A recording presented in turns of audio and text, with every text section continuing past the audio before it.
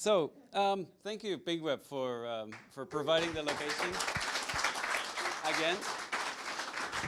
If you want to know more about PinkWeb, talk to Gerbald over there. One of the guys I don't see. There's one, and there are two more. Nice. Thanks for having us here once again. The other sponsors, O'Reilly Ingewikkeld for the a meetup page and a lot of random other things. Servergrow for the website, which is just forwarding us currently to the meetup page. And well, yeah, we don't really need it. All the information is on Meetup. So, and JetBrains. Oh, good evening, everyone. Thank you. Hey, welcome at another PHP Amersfoort meeting. We do this opening in English since, well, we have an English-speaking person here, so as mostly every month anyway. Joshua already opened his slides, so let's just directly go to Joshua with his talk about paradoxes and theorems every developer should know. I'm very curious about the contents. Me too. And Joshua is too, so I just heard. So please enjoy.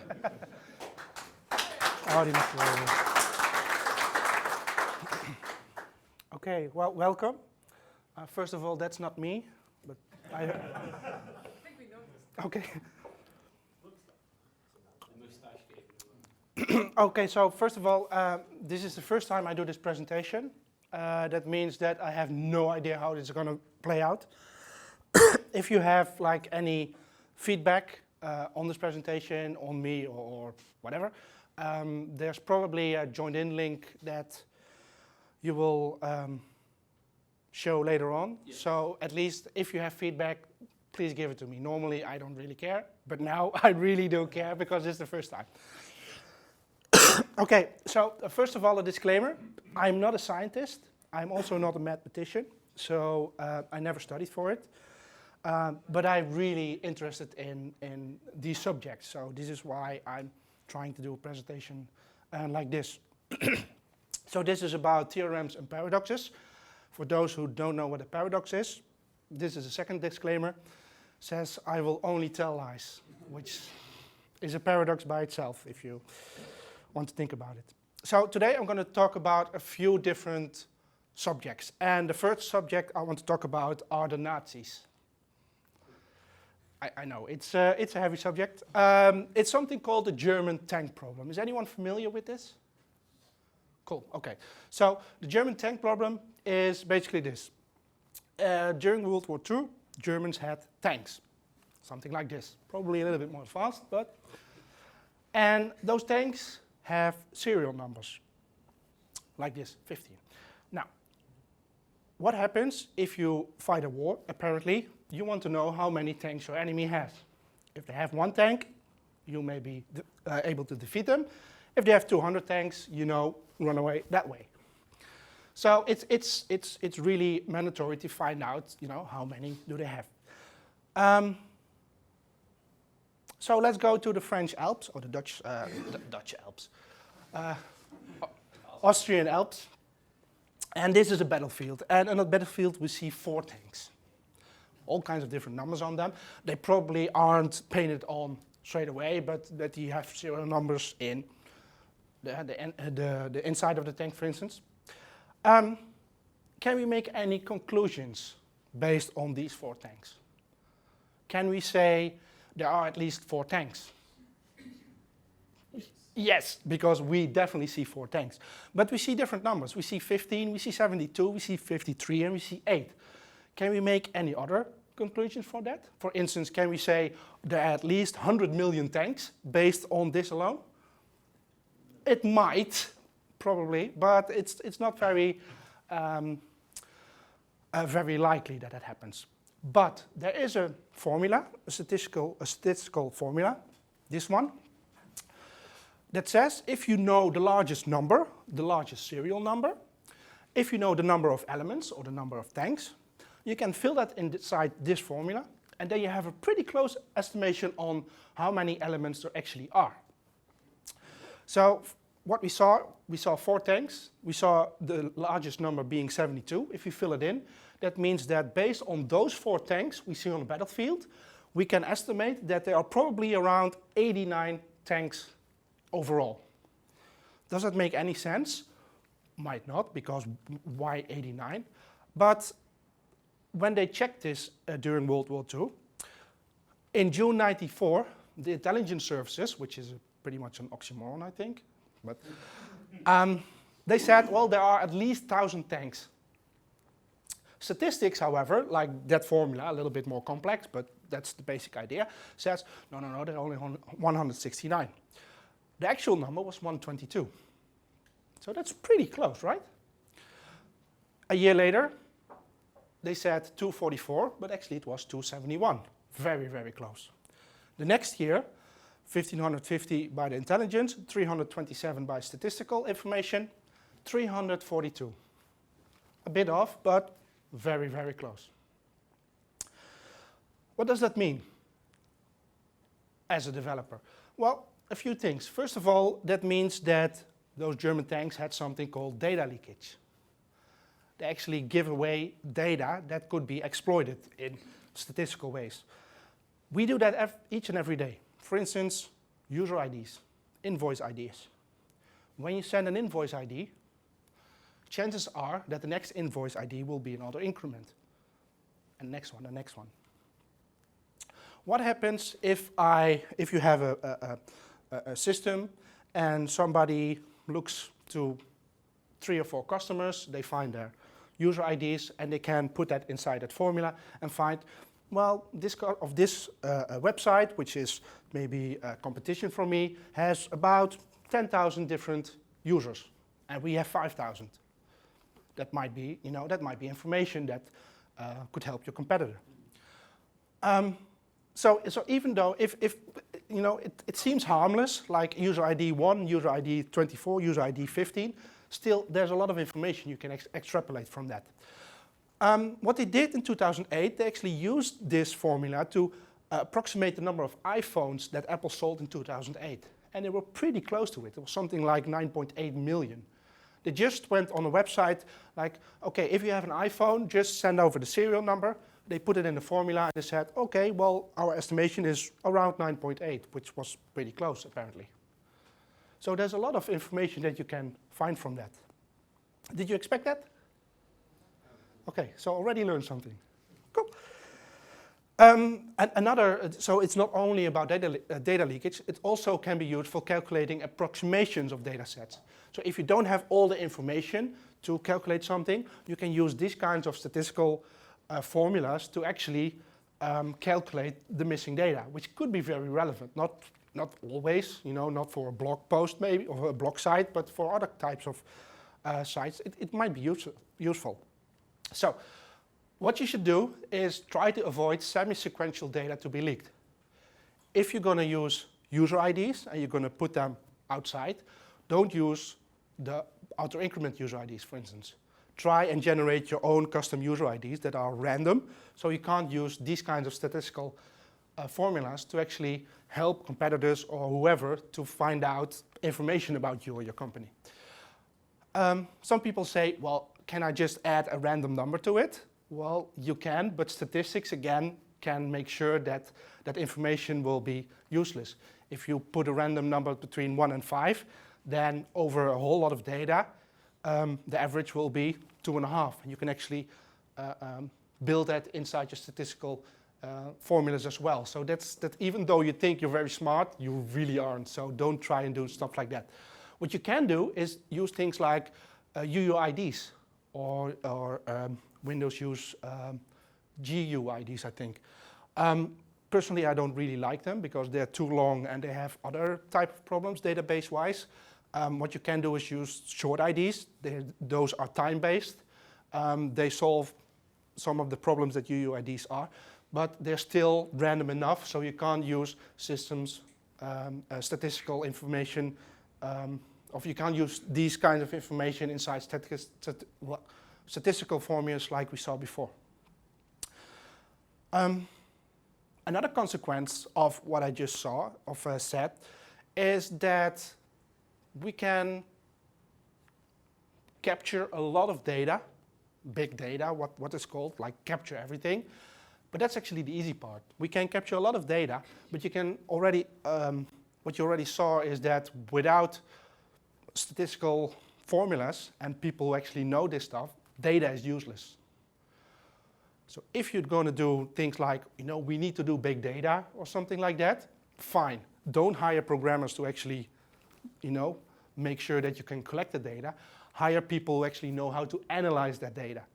Because already you saw that just with a little bit of information, you can find out a lot of information just by that data. So analyzing big data is the hard part. Collecting big data is actually pretty easy.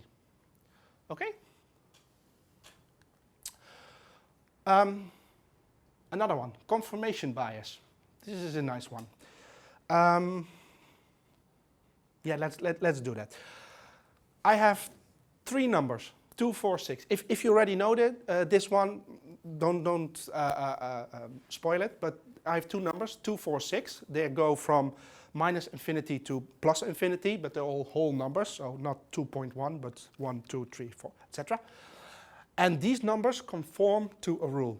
Could be a very simple rule, could be a very complex rule. There's only one rule that they comply to. Now, what I'm going to ask is, I want to find out what the rule is. At least you have to find out what the rule is.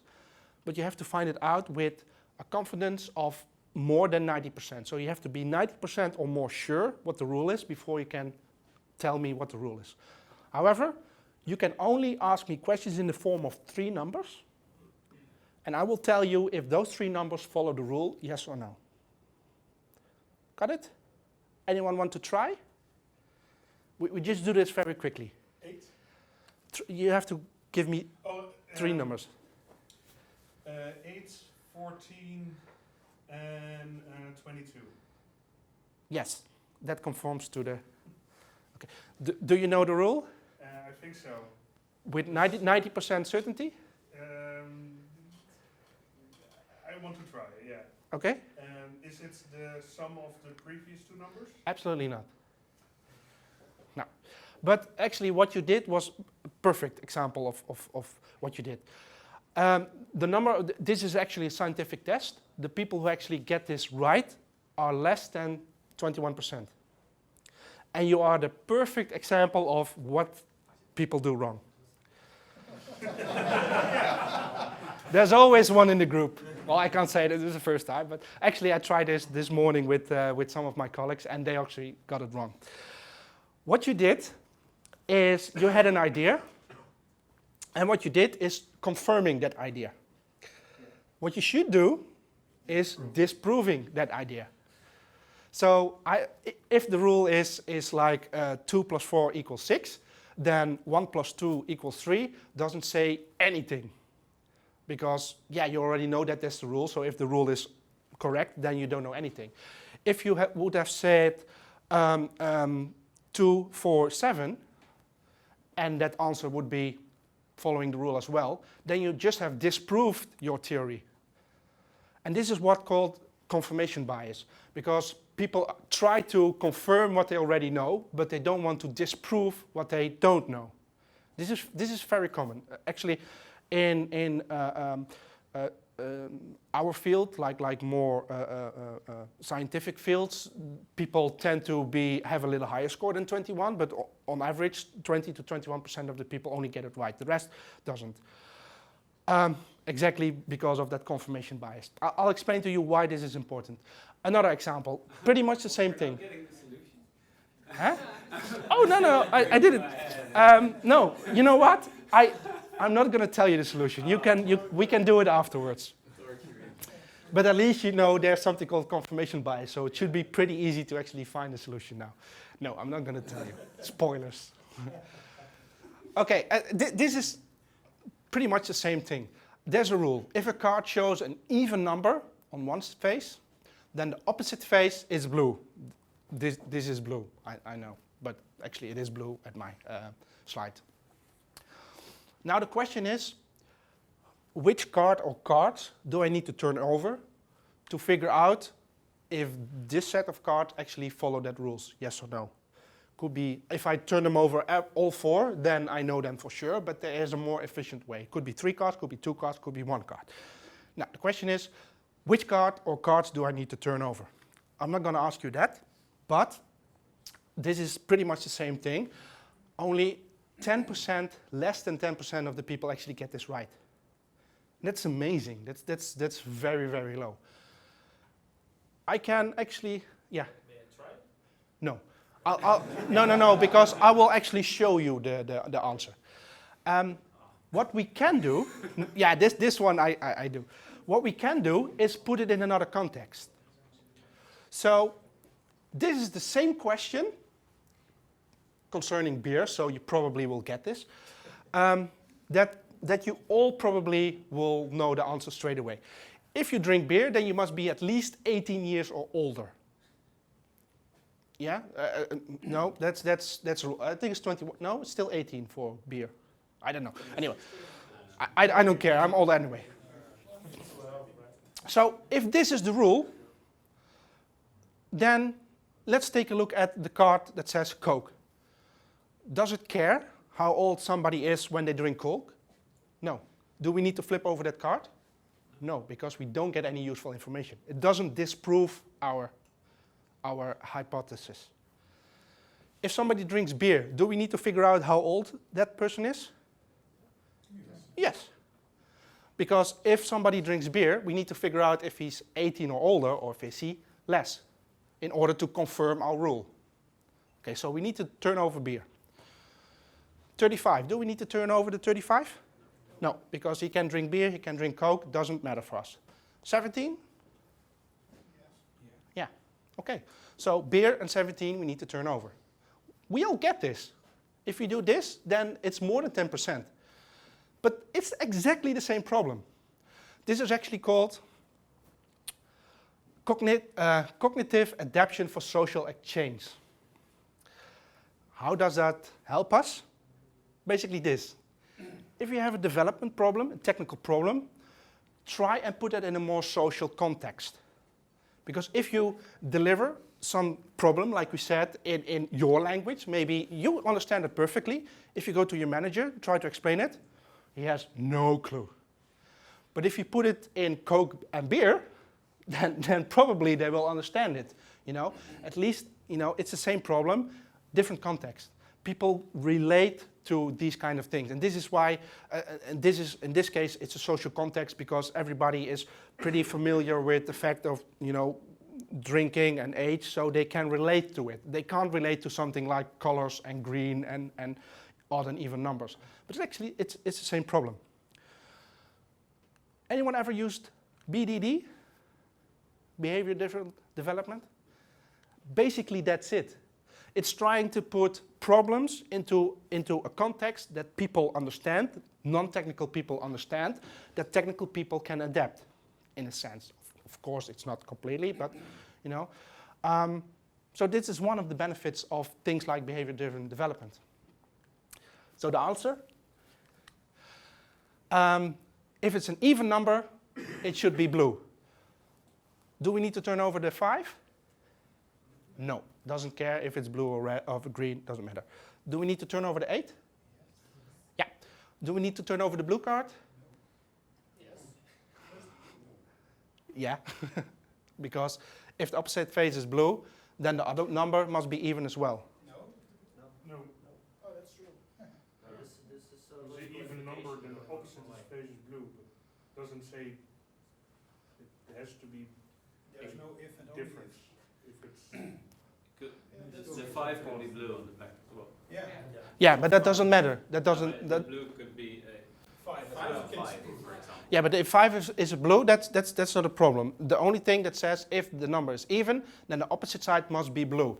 So if this side is blue, then this number on this side must be even.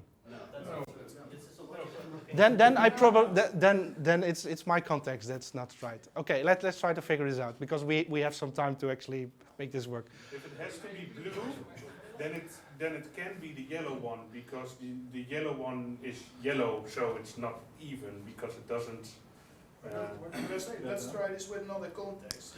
Yeah, let's try this with beer and Coke. I'm not kidding. If it's a car, then it must have four wheels. But if it has four wheels, it shouldn't be a car. It can be a train. Yeah, no, that's true. That's what's going on here. Yeah, no, exactly. So it doesn't matter if it's blue, then at least it has to be an even number. No, the other way around. If it's Okay. a clear number, it has to be blue. But Oh, if it's blue, it doesn't. Okay, so this is why we do trials and we figured this thing out. Unfortunately on camera, but okay. we can edit this out. Okay, let's talk about it later on. But I know what to say on join in. Definitely. Okay, so at least you see how hard it's sometimes to put it in a different context, of making it in a different context, make it work. So I'm one of the 10% probably. Of not of the 10%. Oh my God. It's not a bad example at all because This, you show how hard. this is why I never study math. Okay. True. Yeah. But now you skipped, I think, the yellow one. Yeah. Let's talk about it later on. The point besides the social context I want to make is about testing as well. What we do with testing normally, don't worry, I'll get to it later, is step 1, write code, step 2, write test, probably, most often not. Step 3, profit. So let's take something like this. Don't worry, there are faults in here. So I have a function, is leap year. Somebody has made that, and now I'm going to write test. I'm going to write test. Test is something, is 1996 a leap year? Yes. 2000 a leap year? Yes. 1997 not a leap year. Everything works. Green. Hooray. Ship it. Yeah. That's more than enough. It's green, it's go. It's to keep our Jenkins server just, up and running. Okay, but now we have a problem. 2100. That is not a leap year. That is a leap year, but this says it's not a leap year. Other way around. But that doesn't work. Why?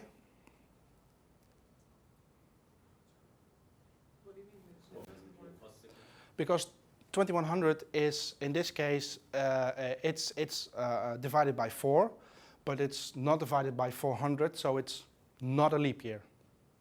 Special rule. Oh no, it's a leap year. Yeah, so it's an exception. So it works on 2000, but it doesn't work on 2100, 2200, but it don't work on 2400, something like that.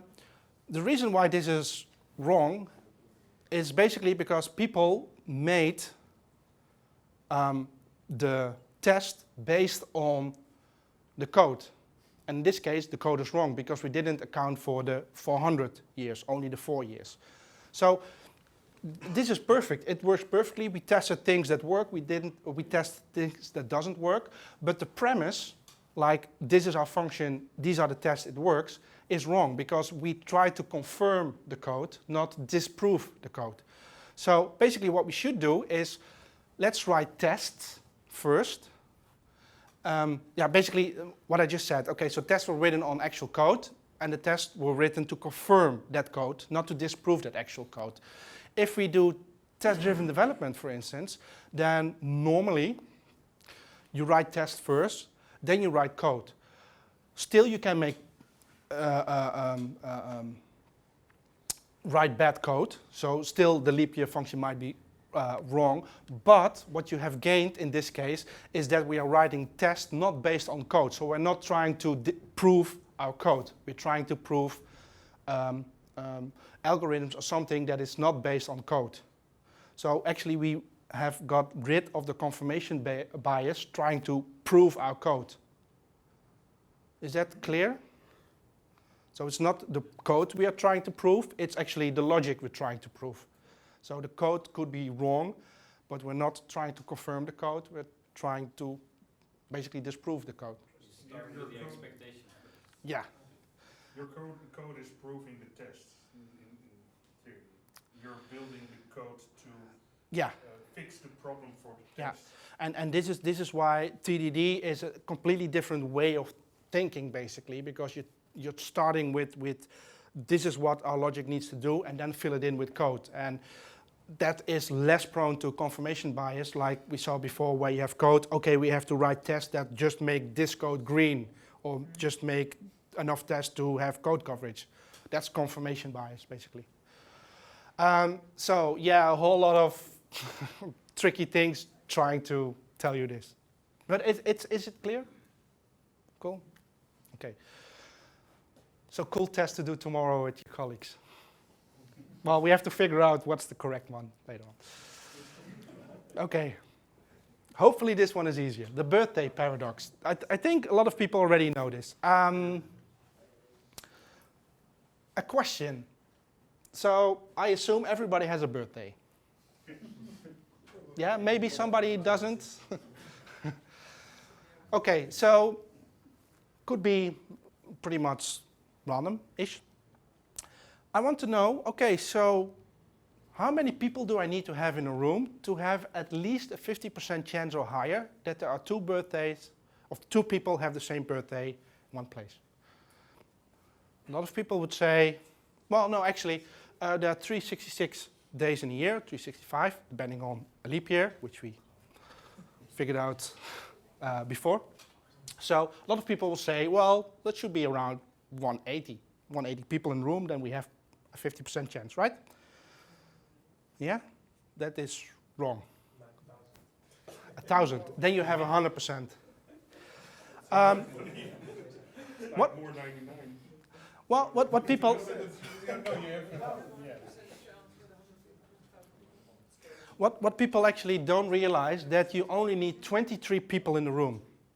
So there are probably a little bit more than 23 people here. I can tell you with 50% confidence that there are two people with the same birthday in this room. Shall we test it? We need 90%. Sorry? We need 90%. 90%. Then you need a lot of more people. We are more than 23, so we already have more than 50%. Yeah, then we have more than 50%, maybe even 60. I don't know how many. 30 people. Okay, it's. I think it's square root 1.4 times the number of people. That's a 50% chance, and a 1.6 times the square root the number of square root 1.6 times the number of people. That would be, I think, 90%. I thought. But we can look it up later on. But anyway, only 23 people are needed to have a 50% chance. And a lot of people don't realize this. This is not really a paradox. It's more a paradox that people don't think like 23, that's not a lot. That never can be 50% chance, never. But actually, if you do it, well, we can do it here, and if it fails, then you're on the other side of the 50%. So it's always okay. But why? Huh? Why? Why? Okay, so your birthday. 7 Augustus. Okay, August 7, 28th May. By months, right? No, yeah, but the thing is, he said 28th May. And 7 August, 28th May, yours? 8 November. But if we would have a match, or he could match 8th of May and August 7. And yours? March 22nd. Now he has his to match, his to match, his to match. And the next one has his to match, his to match, his to match. And that actually grows the number of hits that you can have exponentially. And at 23 people, there is at least a 50% chance that you hit it. So the curve on hitting goes something like this. And then at 23 people, you're at 50%, and then it goes slower and slower, slower. Because you need 366 people to have 100% sure, not considering leap years. So because there are 365 days. What if all these 366 people were born in January? These ones? Could happen. Yeah, that could happen, but then you have on 32 people enough. Yeah, it's yeah. And having the same day. Yeah. So with 365 people, I could have, very, very unlikely, but I could have that everybody has a different birthday. With 366 people, I know even if 305 people, everybody except this one, has a different birthday, this one must be one of these at least. We know that for 100% sure, unless he isn't born but, or has a birthday. So 366, so basically the number of elements you can hit plus 1 gives you 100%. But only 23 in this case gives you already a 50% chance. This is basically the paradox. People don't realize this. Fun to do at birthdays, but what's our benefit? Well, actually, this means that collisions, we're talking about collisions, actually occur more often than you think or realize. Oh, somebody is going to check it out? Okay. For instance, hash collisions.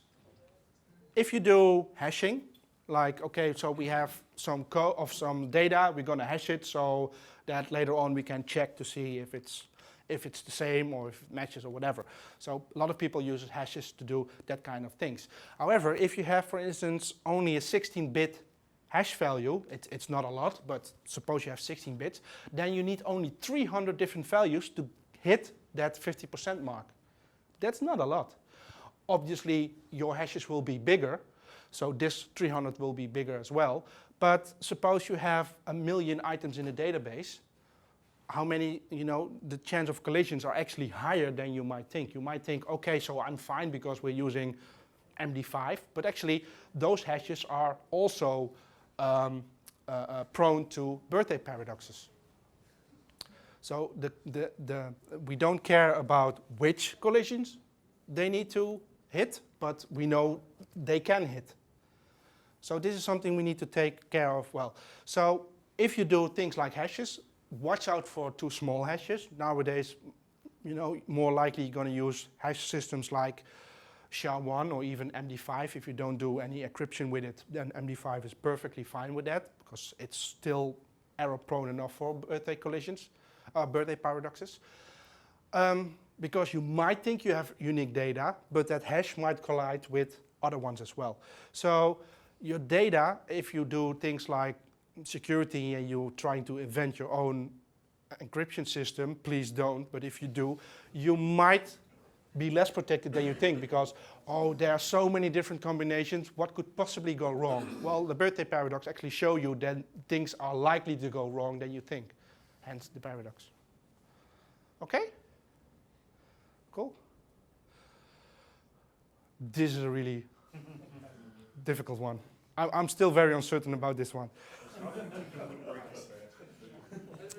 No, first of all, it has nothing to do with Star Trek, where you have Heisenberg compensators, which is completely and utterly nonsense, because those things always fail. So I was like, get rid of them, because every time the transport goes wrong, it's Heisenberg compensators. It also has nothing to do with crystal meth. So you took my joke. Actually, it has to do something with this. This is basically Heisenberg's uncertainty principle. Let's explain. If I have a ball and I throw it, there are all kinds of things that happen there. There's a certain force, the ball has mass, there's gravity, but all things are pretty covered. We all know that if we throw something with a certain force, we know where it lands, we know if a ball bounces, we know where it bounces to, everything works. If we repeat the same thing with the same exact forces and everything, it does exactly the same thing. Those are, laws of physics. They work perfectly. And they work for balls, they work for very, very small things. But as soon as you go really, really down, like after molecules, you get atoms. After atoms, you get things like electrons and protons and neutrons. And you go even further, like bosons and fermions. You get things like leptons and quarks. Those are things that are called elementary particles. And the thing with elementary particles, besides they're very, very small, is that they lack certain properties. You can't talk about dimension, for instance. They don't have any width or height or length. They're points.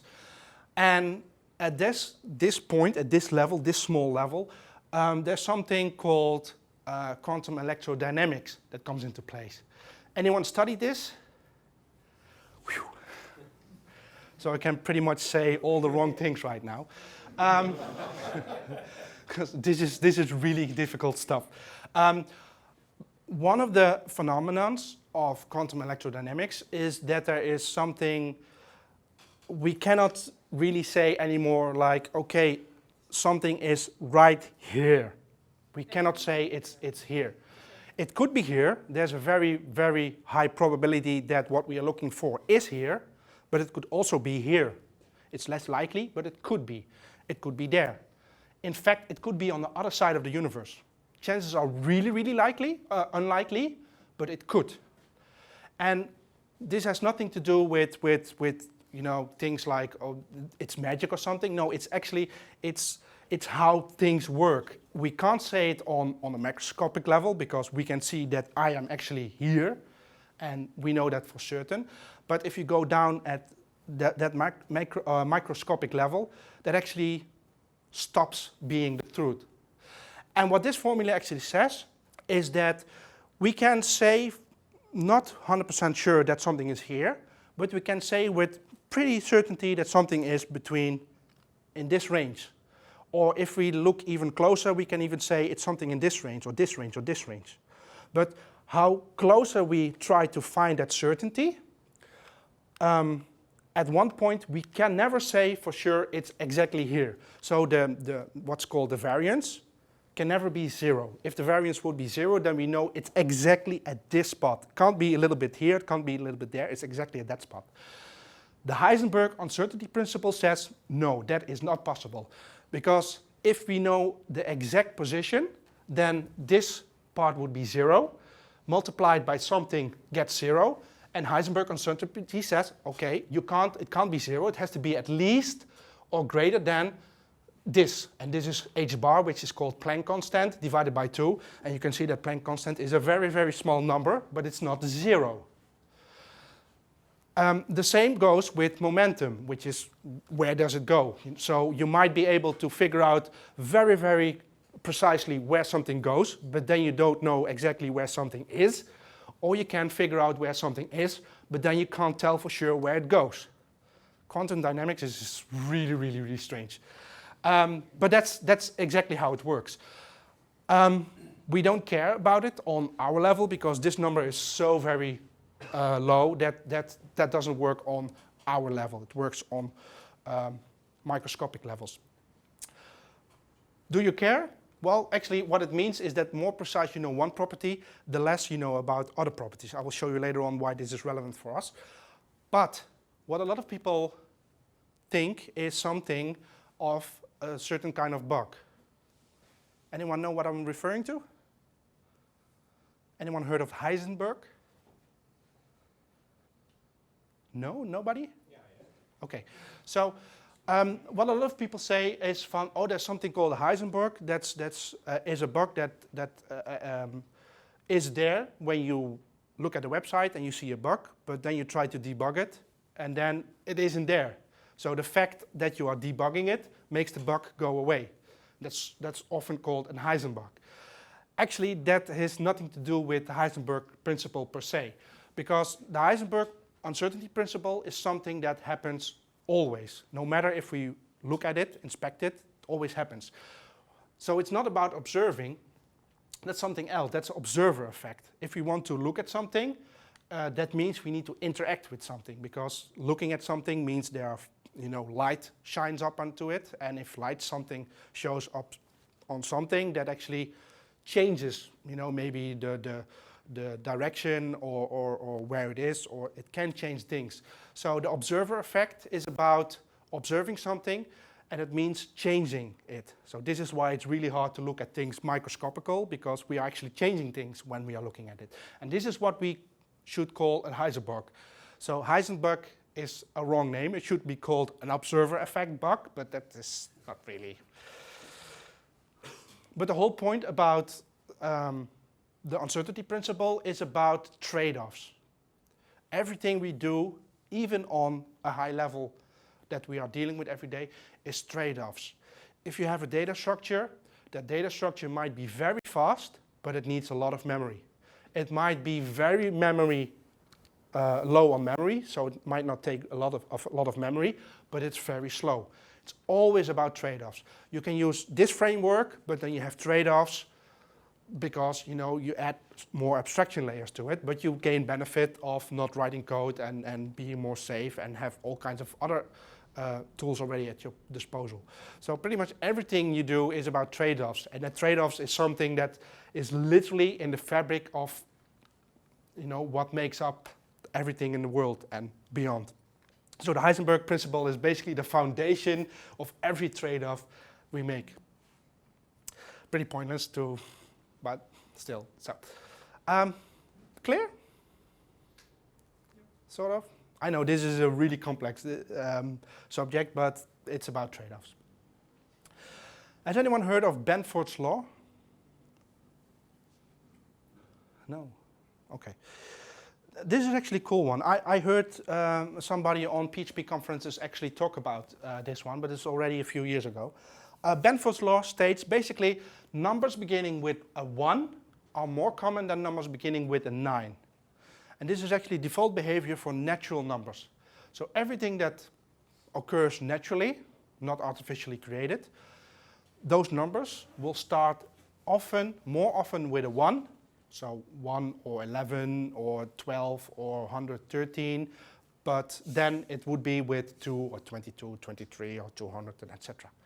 And actually that goes down exponentially, logarithmic down. So the number 9 will be the least occurring number in nature according to Benford's law.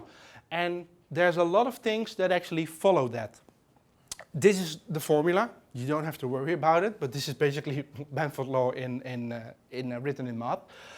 But I wanted to try it out. So what I did is I took the Symfony framework, version 2.8, and I told myself, okay, so what if I just take all the PHP files from that framework, I count in every PHP file the number of lines, and see if those follow Benford's law.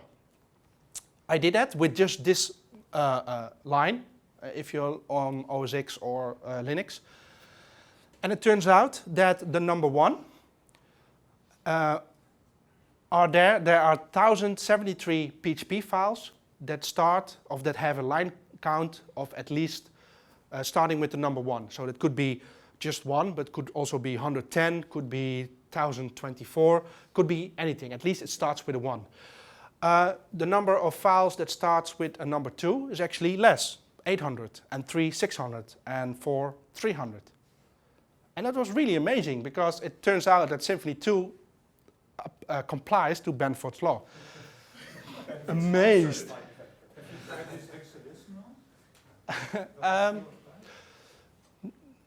No, but I would be very curious if that follows the same one too. I would be surprised if it didn't, but it's something to check as well. I tried it with a few frameworks. Quite easy to do so, but you can see that the blue line here in there as well is actually the Benford's law, but all frameworks pretty much are close to it. It was amazing. At least I thought it was amazing. But this works with a lot of things. They tried it with all the rivers in the world. It turns out, yeah, the length complies to Benford's law. All kinds of things regarding numbers all comply to Benford's law. Why is this useful? One thing, IRS, for instance, uses Benford's law to find and detect fraud. Because bookkeeping, numbers, should follow Benford's law. If, for instance, I say, okay, you know what, I just make some changes in the bookkeeping, I put some 100 euros here and put some 100 euros there, then what you actually do is you mess up Benford's law. And then sometimes you get, if you do it enough, you get things like a spike here. And it might not say everything, but if you have a system that actually checks if somebody follows Benford's law and there's a spike here, you might want to take that out and see, what's going on. Why doesn't it follows Benford's law? So first of all, the first tip, if you're going to do some fraud on bookkeeping, make sure it follows Benford's law.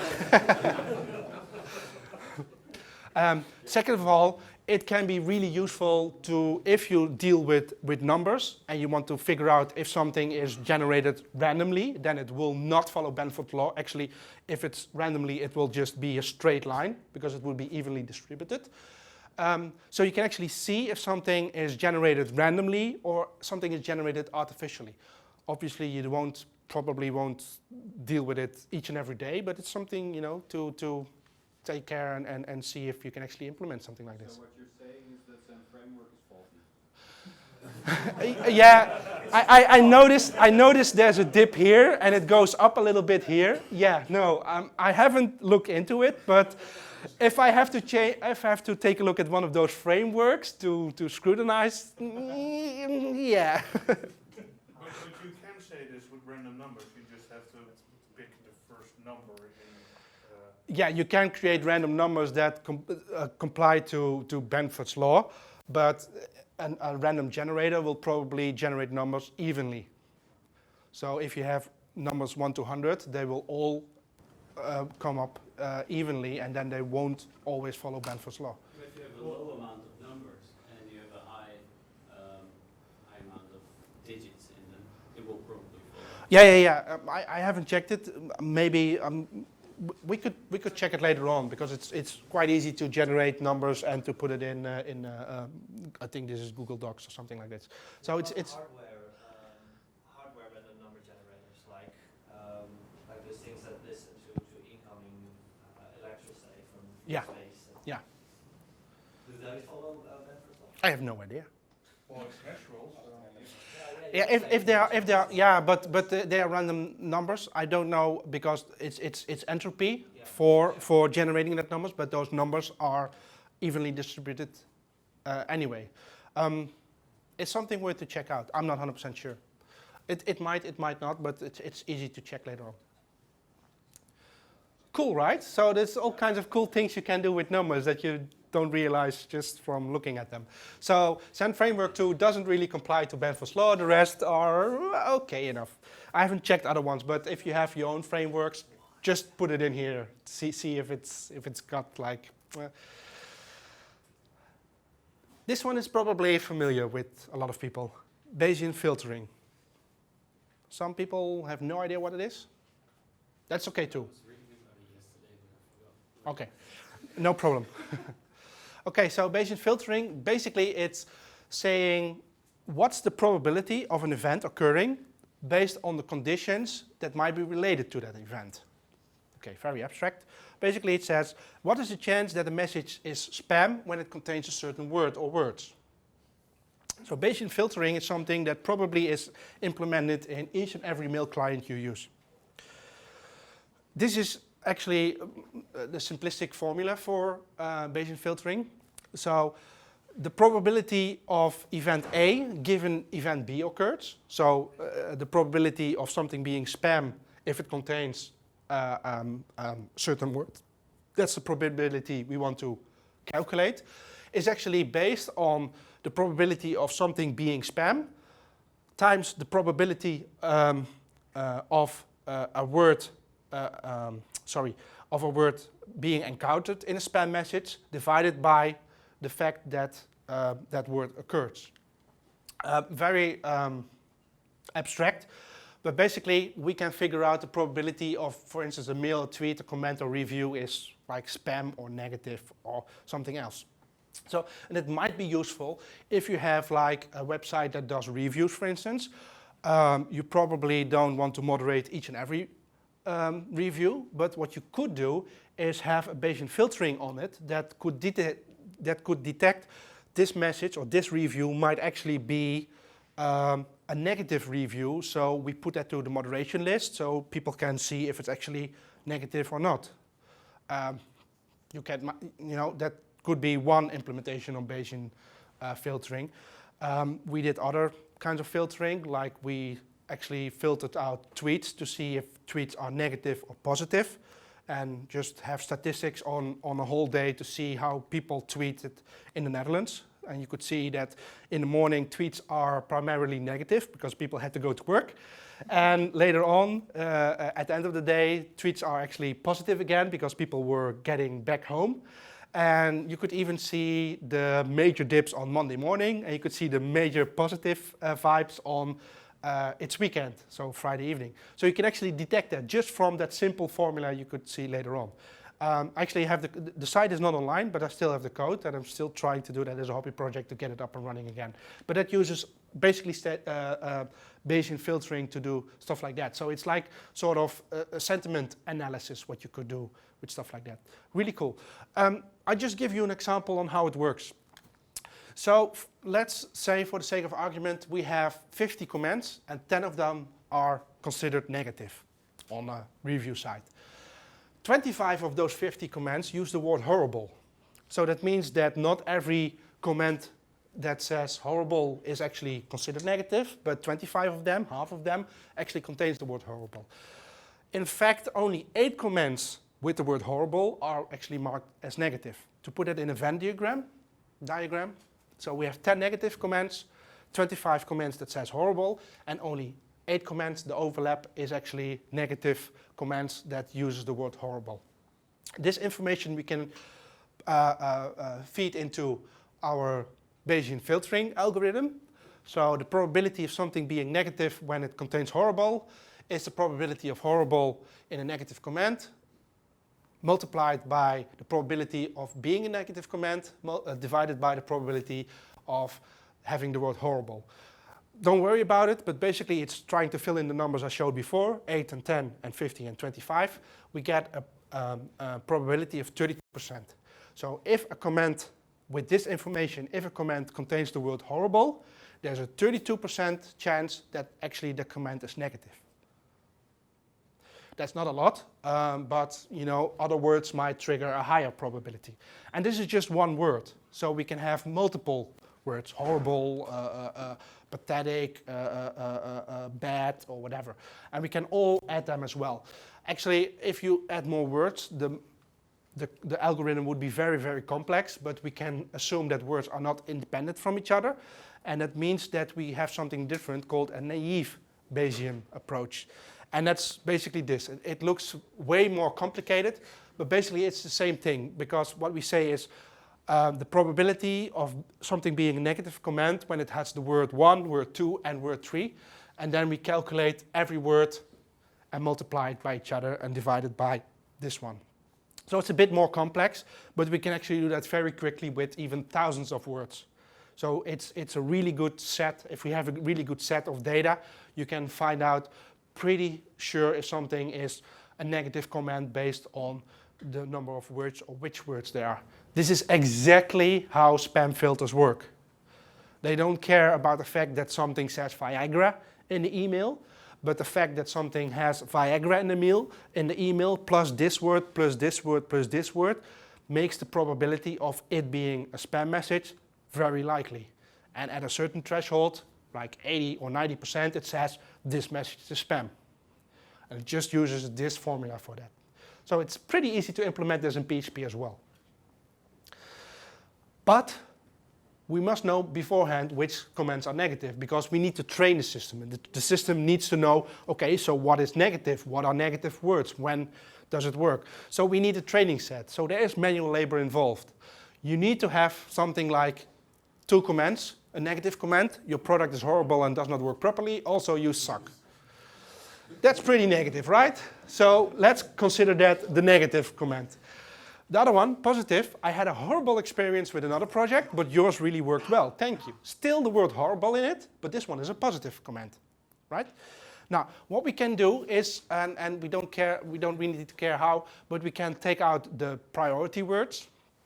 So things like in the negative column, we can say product, horrible, properly, suck. Those are the high words. And we counted 1 negative message, and these are the words. We do the same thing with the positive, horrible, experience, product, thank, and that's the positive words. So if something has the word horrible in it, then we cannot say anything about it, because that could still be positive or negative based on this training set. But if we have a lot of training sets, we have a lot of messages in there. In this case, we have 631 negative messages, and these are the words. Actually, the word list will be much, much longer. And we have 1,263 positive messages, and again, this would be much a longer list as well. Then with this information, with these numbers, with this number, we can actually make better assumptions about the probability. We can say for sure, for maybe 95% sure, this is a positive message or this is a negative message. So this is why when you do Bayesian filtering, you need to train your data as well. If you start with your email client completely fresh, probably you get a lot of spam as well, and you have to click this message is spam, and then actually the system will know, okay, this is spam, so I have to put those words on the negative list. This is pretty much how it works. Is it proof for sarcasm? Sorry? Is it proof against sarcasm? No, sarcasm is probably the... Oh, God. Have you already seen this? No, that's not possible. Now, you want to filter stop words, like the, in, etc. We don't really care about that. You want to make sure that negatives are handled properly. Not great is not great, and is not just great, you know, so it's negative, not positive. Not great is positive again. So things like that you might take into consideration. Yeah, and sarcasm, no. There's no way that you can beat sarcasm. I don't think that's even remotely possible. They invented a little sign you can put at the end of your text if you mean. Oh, that everybody uses. Yeah, that yeah, one, yeah. Yeah, you forgot the sign. There's another system that's closely related. That's called collaborative filtering, and there's a really cool tool called Mahout for it. Anyone ever used it? Okay, it's awesome. It's basically Netflix. It's saying, okay, so if a user likes product A, B, and C, what is the chance that they like product D? And this is, it's not absolutely not completely the same, but it's related to you know what is based on certain events. What's the likelihood that something is this event as well, that somebody likes product D. And Mahout is something that actually can do this with all kinds of information. So if you have a shopping site, for instance, and you have like people making reviews, you can actually say, okay, somebody likes product A, somebody likes product B, and then I can say for sure that if somebody likes product A, another user likes product A, then he probably likes B as well, or D as well. And Mahout can figure that out quickly and efficiently, and it's a really awesome system. But again, you need training as that. That system needs to know what does somebody like. Basically, this is what Netflix uses as well. Unfortunately, this is my Netflix you probably like to watch as well. Twin Peaks, yeah, sure. Luther, exactly. The Fall, yes, that's my thing. However, I got little kids and they like to look at my account. So you get things like Timmy Time, because it thinks that I really like Timmy Time and Hot Wheels. So this actually messed up my training set. So I can't get decent information from Netflix anymore because of my kids. So you're just using it wrong. Yeah, Multiple accounts. exactly, but tell that to my kids, please, because...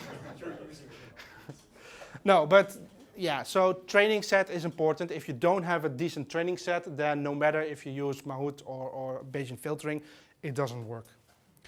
Another thing, also closely related to it, binomial probability.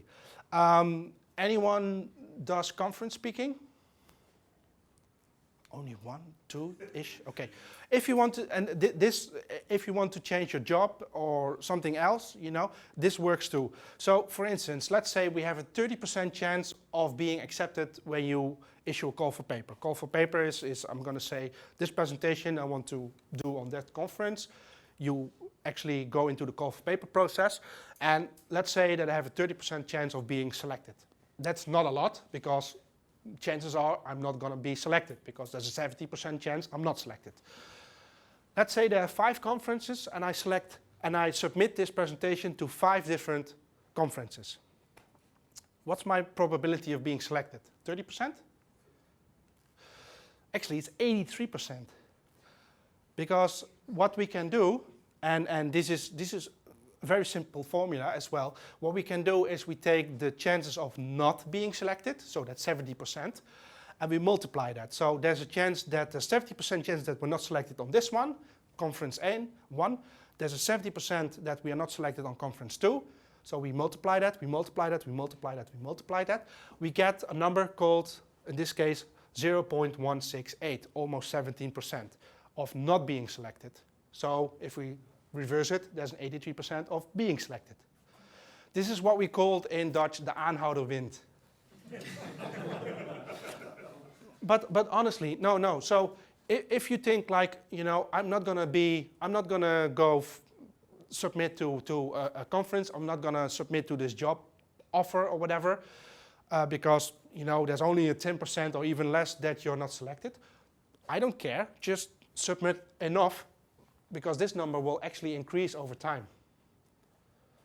This is basic poker math as well. Yes, yeah. But same as birthday paradox and some other things, yeah.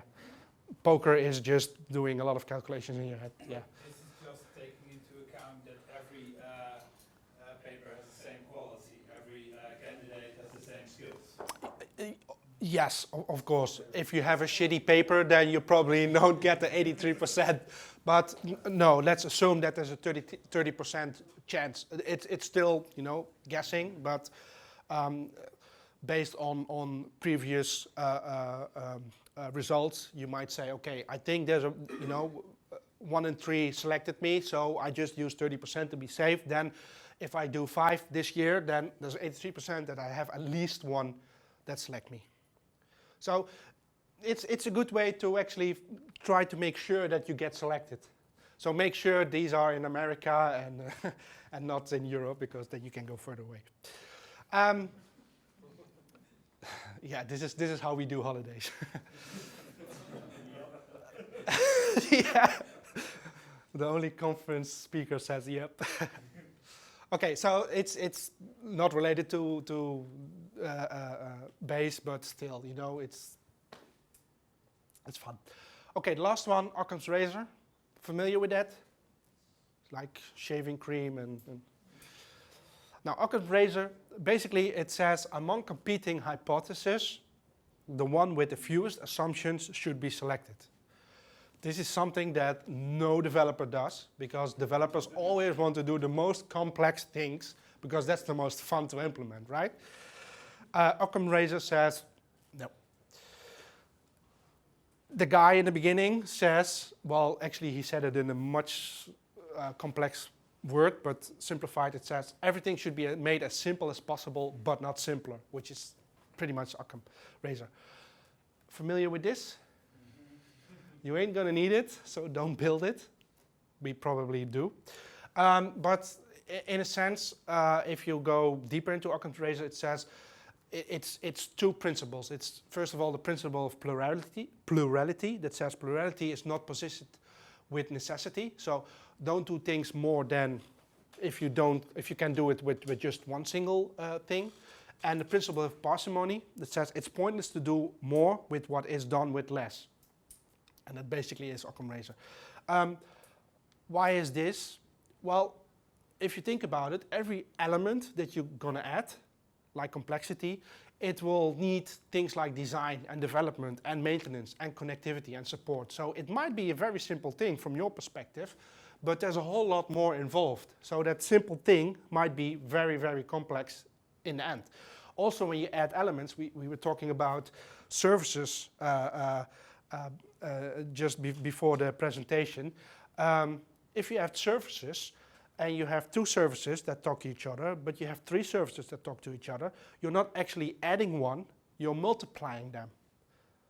And if you have 10 services, then there's a whole lot of communication, and there's a whole lot of communication that goes wrong, and you all need to maintain it, you all need to make sure that everything works the way you intended, and that's much, much more complex, because it grows exponentially, not just naturally. So I want to close with some food for thought. Would Occam accept a service-oriented architecture? I don't know. It's something we can debate later on. On one side I say yes, other side I said no, because you're adding complexity, but you know, What's the problem? Huh? What's the problem? Yeah, you add more elements, which you can do in one single element, but on the other side,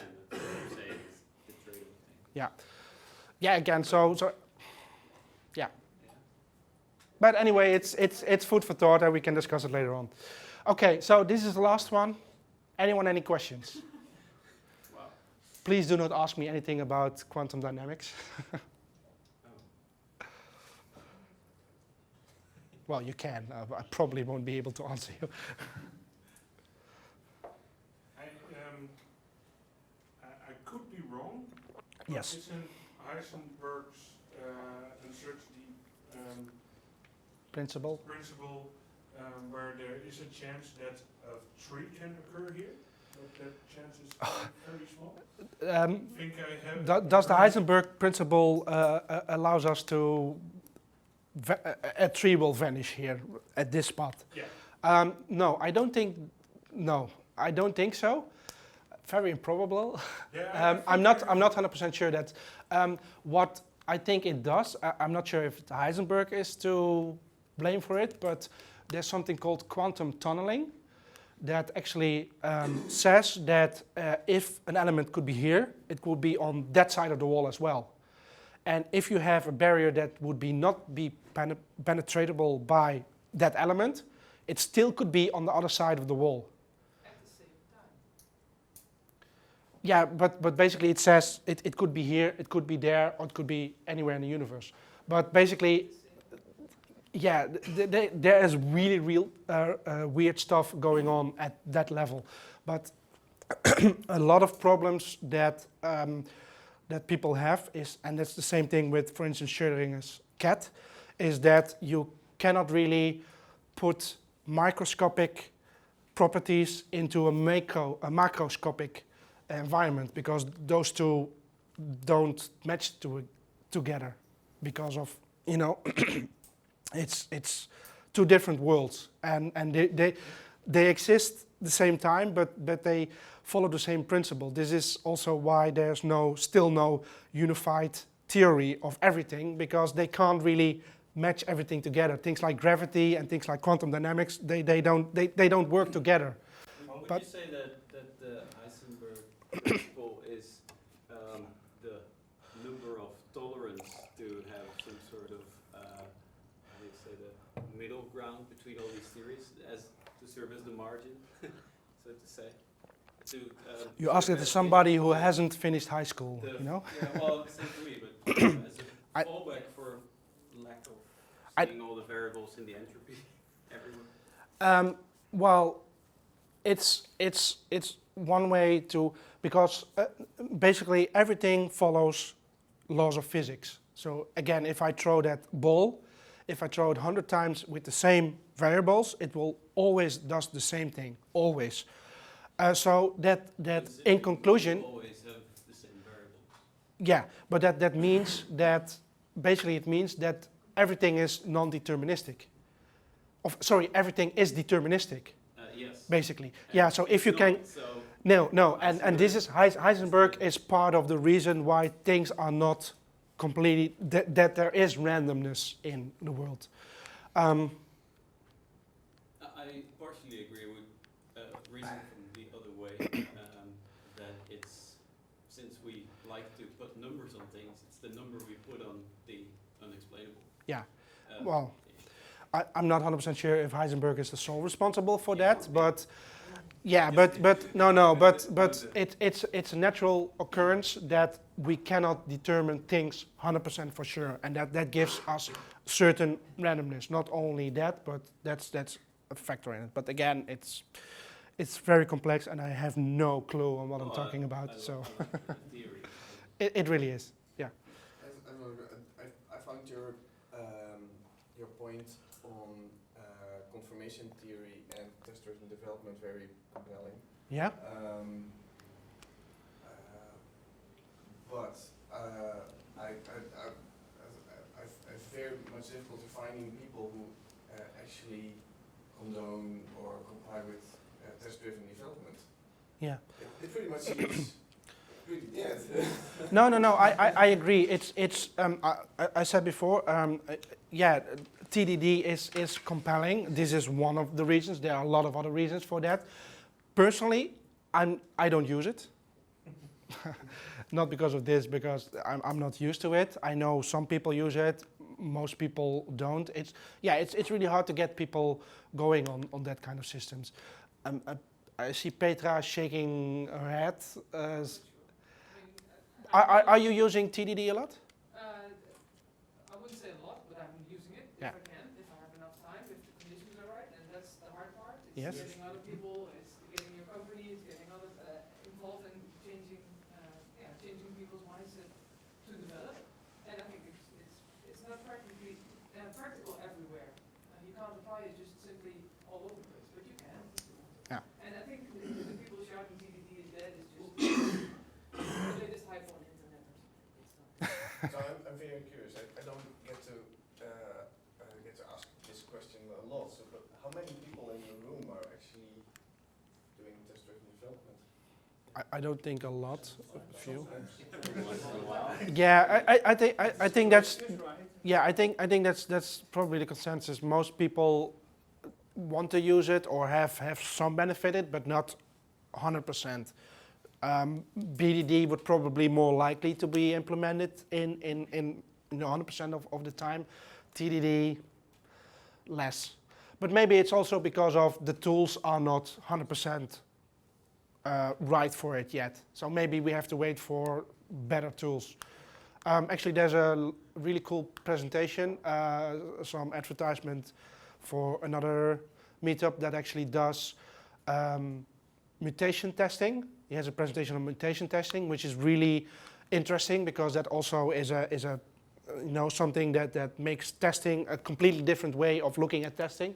So those things might be interesting as well, but that's not something that is in the PHP world settled yet. It's what worked really well for me is to have a script that just runs my test of a specific subfolder every 5 seconds and pipes the output to libnotify. And PHP Storm only saves your files when you explicitly save them or leave focus. So normally I don't get pop-ups all the time, I just get pop-ups when the status of my test change. I have in my GitHub repository actually a real-time PHP script that does the same thing. It checks which file you have changed and then only runs the test for that file. So you have pretty much instant feedback on what you are doing. So those things are actually really helpful when you want to do TDD. And those tools are not there quite yet. So that might be a factor why TDD is not really that implemented in at least the PHP world. Okay, any more questions? Are you going to show the answer of the question? I have to figure that one out myself because, we can do it later on.